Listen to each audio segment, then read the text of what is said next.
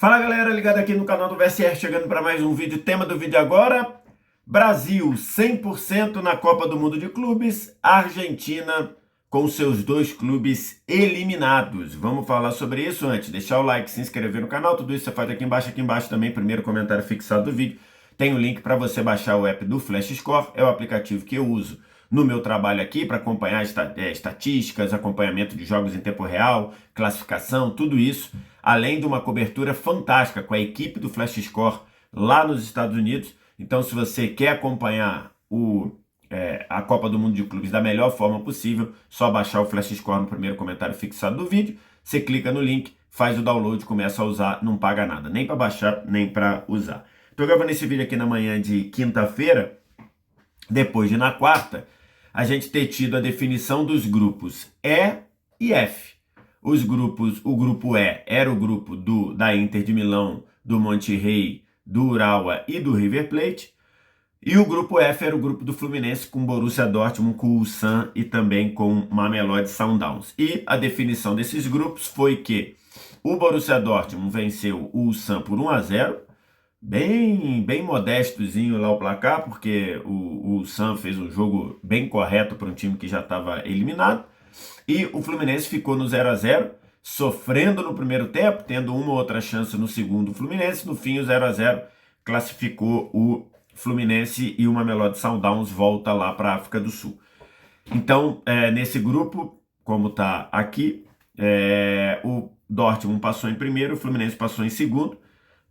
Eu tinha muita convicção que o Fluminense seria primeiro nesse grupo e teve oportunidades, né? Porque o Fluminense foi consideravelmente melhor que o Borussia Dortmund naquele primeiro jogo, não aproveitou a chance e pagou o preço, né? Se tivesse vencido o Mamelodi Sundowns também, por 1-0 que fosse, teria sido primeiro do grupo. Mas oportunidade para isso teve. E no grupo da Inter de Milão, no grupo F, no grupo Inter, River, Monterrey e Urawa Reds. O Urawa Reds entrou nesse jogo eliminado, e aí os três, Inter, River e Monterrey, estavam brigando pelas duas vagas, inclusive com a chance do famoso tríplice empate, que até a Inter fazer 1-0, ali no meio do segundo tempo, estava dando tríplice empate, só que com o Monterrey goleando, quer dizer, até então não estava goleando, estava só 3-0, mas com o Monterrey ganhando bem do Urawa Reds, estavam passando Inter de Milão e o Monterrey. E no fim, a Inter fez 2-0 no time do River, um belo gol do Expósito, recebendo do Sucite, dando um traço no zagueiro dentro da área e batendo firme por baixo. E depois o Bastoni, tá ligado que a gente fala que o Bastoni é o melhor zagueiro do mundo na atualidade, que a gente cita a técnica do Bastoni, como é um zagueiro técnico. O Bastoni recebeu na meia esquerda, saiu arrancando como se fosse um meia, na meia-lua, deu um drible, quer dizer, tirou o Borja, que estava marcando ele, né, o atacante, Miguel Borja, da jogada e ainda deu uma caneta no zagueiro do River, e depois bateu para fazer o 2-0, e aí o jogo já estava fechado, com Inter de Milão em primeiro e Monterrey do México, que acabou ganhando do Urawa Reds por 4-0, em segundo. E assim a gente tem os emparceramentos. O Fluminense joga contra a Inter de Milão na segunda-feira e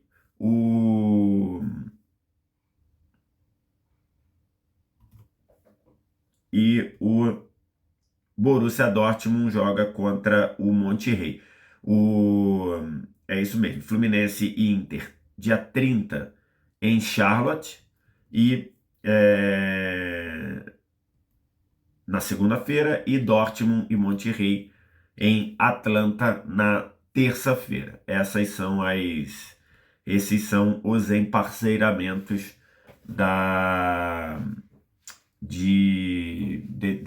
dessas oitavas de final. Com isso, a gente teve os brasileiros com 100% de aproveitamento na Copa do Mundo de Clubes. O Brasil mandou 4 representantes para a Copa do Mundo de Clubes, os 4 campeões da Libertadores no período: Palmeiras 21, Flamengo 22, Fluminense 23 e Botafogo 24. e, e os 4 avançaram em seus grupos. Palmeiras e Flamengo passando em primeiro, Botafogo e Fluminense passando em segundo. A Argentina mandou 2 representantes para a Copa do Mundo de clubes, Boca e River. Os 2 entraram via ranking da Conmebol, que é aquele ranking, quer dizer, na verdade, via ranking que a FIFA criou para o Mundial de Clubes, para a Copa do Mundo de Clubes, mas esse ranking direcionado aos clubes da Conmebol. O River foi classificado e depois, por último, quem garantiu a vaga nesse ranking foi o Boca Juniors, e os 2 foram eliminados na fase de grupos. O Boca caiu num grupo com o Bayern de Munique, ok? Que de fato é um time mais forte, mas o Boca, a gente imagina que poderia ter lidado melhor com o Benfica, e principalmente com o Auckland City. Vai lembrar, o Boca não ganhou do Auckland City. É verdade que tem toda aquela questão, o Boca já sabia que estava eliminado, porque o Benfica estava ganhando do Bayern na última rodada, mas no fim, o que vai ficar lá é que o Boca enfrentou um time semi-profissional e não venceu, e ainda tomou um gol do Auckland City, o gol lá do professor de ensino médio Christian Simons Gray, e ele voltou lá para a Nova Zelândia dizendo, com o rótulo de ter metido um gol no Boca Juniors. E o River, nesse grupo, que de novo era um grupo acessível também ao River, muita gente apontou Inter e River passando em segundo. Na minha simulação, se você voltar aqui no vídeo anterior, na minha simulação eu botei o Monterrey passando. Se você olhar lá, eu botei na minha simulação Inter em primeiro, Monterrey em segundo. Acabei acertando. E por quê? Porque para mim eu vi o River jogar na Libertadores, vi o River jogar alguns jogos de campeonato argentino, eu não via nenhuma força, nenhuma consistência nesse time do River. O trabalho do Marcelo Gallardo, desde que voltou, um trabalho muito, muito incipiente, muito inconsistente, podemos dizer. E eu sabia que o Monterrey é um time forte, é um time que tem qualidade. Então eu imaginava que o Monterrey passasse nesse grupo e acabou passando. O River teve um jogo em que ele tentou trocar com a Inter no primeiro tempo, depois, a partir do segundo tempo, atenção, acho que a Inter se achou no pós-paulada para o PSG, tá? O Chivo, que é o novo técnico, né? O Christian Chivo, aquele lateral, aquele zagueiro que inclusive foi campeão da Champions pela própria Inter, que assumiu o time, disse antes do jogo: acho que a ressaca de ter tomado aquela derrota daquele jeito para o PSG já passou na Inter. A Inter, no primeiro tempo, demorou a engrenar, demorou a entrar no jogo. O River teve mais volume na primeira meia hora, mas no segundo tempo, já na reta final do primeiro tempo, no segundo tempo a Inter já mostrou, ainda com um time muito mexido, muito modificado. Por exemplo, o Marcos Thuram não foi nem pro banco, mas foi uma Inter já melhor e fez 2-0. O Lautaro tá querendo muito o jogo, né? Não sei se pela pegada de ser argentino e o Mundial de Clubes, Copa do Mundo de Clubes interessa muito, né? E representa muito para sul-americanos de uma maneira geral. Mas o Lautaro tá jogando muito, tá querendo demais, e a Inter acabou vencendo por 2-0, fazendo um belo segundo tempo. E o River aquilo, né? No jogo lá contra o Urawa Reds, ganhou por 3-1. Mas um placar um pouco meio mentiroso, depois que o Urawa fez 2-1 de pênalti, diminuiu, o Urawa teve algumas chances para empatar o jogo, e aí no fim o River fez mais um gol de cabeça e fez o 3-1. No jogo contra o Monterrey, o River teve alguma iniciativa do jogo, mas faltou poder de fogo, faltou aquela força para fazer o gol, e aí acabou ficando no 0-0, e esse 0-0 deixou o River na maior parte da rodada eliminado, e depois que a Inter fez 1-0, aí foi a pá de cal mesmo. Então, assim, Boca e River mostram muito bem que os dois maiores do futebol argentino hoje têm muita dificuldade para competir em nível de América do Sul e em competir também, principalmente com o futebol brasileiro, né? O Boca foi eliminado na pré-Libertadores, na primeira fase da Libertadores, para o Alianza Lima. Então já fica muito claro aí a questão, o nível de poderio desse Boca. E na Copa do Mundo de Clubes, apesar de ter empolgado ali enquanto estava 1-1 com o Bayern, deixou muito a desejar. O River até avançou, vai estar lá na chave do Palmeiras, ali na parte de baixo, na chave do Palmeiras, na parte de baixo lá do mata-mata da Libertadores, mas um time com uma dificuldade enorme de jogar e agora vai perder o jogador que virou seu jogador mais diferente, que é o Mastontuano, que vai pro Real Madrid. Então, assim, sem o Mastontuano, o que vai ser desse time do River com grande dificuldade criativa, grande dificuldade de fazer gol? Tem que ver até se o Galhardo fica, porque na Argentina, antes da Copa do Mundo de Clubes, a imprensa argentina especulava que se o River fosse eliminado na fase de grupos, o Galhardo poderia ser demitido. Não sei se vai ser, não sei se a direção vai levar isso à frente, mas era uma especulação de que o Galhardo poderia ser demitido se caísse na fase de grupos do Mundial. E caiu. E do outro lado, o Brasil, ainda com alguns times não conseguindo confirmar talvez a condição de jogar como fizeram na primeira fase, né? Palmeiras deixou a desejar em alguns momentos, mas passou em primeiro. O Botafogo fez aquele jogo fantástico contra o PSG, acabou vacilando no fim, passando em segundo, porque acabou tomando aquele gol do Atlético de Madrid, mas não tem o que questionar da primeira fase do Botafogo, uma fase de grupos muito boa.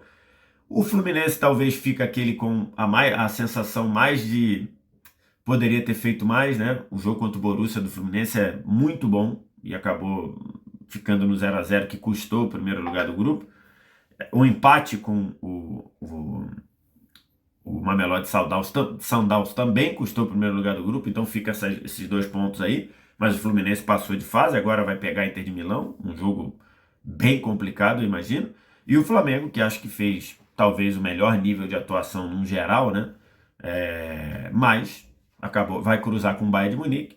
O Bayern de Munique é favorito nas oitavas de final, então tem essa questão. Mas os brasileiros mostrando a sua força e mostrando a sua capacidade jogando num nível de Copa do Mundo dos Clubes.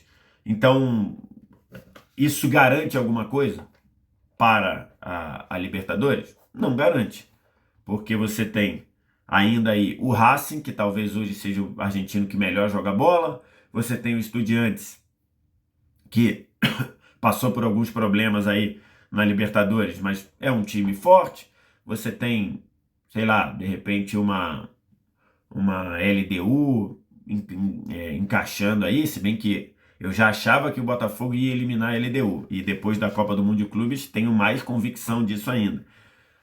Mas no mais, a gente olha aí e tudo indica que a Libertadores vai ficar mais uma vez com os brasileiros. Você não projeta nenhum outro time de outro país conseguindo de fato ali olhar e ameaçar o Brasil. Acho que futebol não dá pra gente cravar nada, como essa Copa do Mundo de Clubes está mostrando, mas se você pega o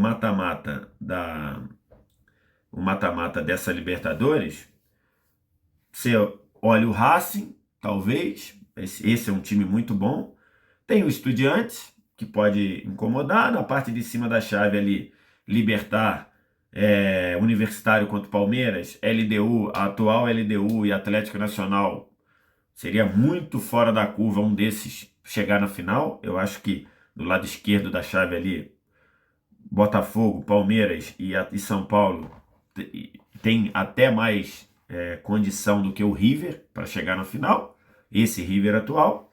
Na parte de baixo, Peñarol e Racing, quem passar ali pode sair com força, mas você tem na parte de baixo Flamengo ou Inter, que acho que quem ficar vivo nessa daí, acho que tem mais condição do que Cerro Porteño. Estudiantes inspira algum cuidado. O Vélez fez uma primeira fase bem constante, perdeu o Montoro, por exemplo, o Botafogo. Então, acho que pela Copa do Mundo de Clubes, e todos os sul-americanos se dedicaram demais, eu acho que fica muito encaminhado aí que a Libertadores vai mais uma vez ficar com um brasileiro, cara. Acho difícil um time de outro país incomodar os brasileiros nessa Libertadores. Porque se a gente pega um River e um Boca, que nem na Libertadores esteve, né? Considerando que caiu na pré, e um River mostrando isso daí, eu acho difícil eles evitarem mais um título de Libertadores aí. E você, tô me precipitando? O que vocês acham? O que vocês pensam? Diz aqui embaixo no comentário, no mais like, se inscreve no canal, sininho das notificações, deixa aí o seu comentário e, claro, vem no primeiro comentário fixado para baixar o app do Flash Score, totalmente de graça para você baixar. Você não paga nada nem para baixar nem para usar. Obrigado demais pela audiência, um abraço. Tchau.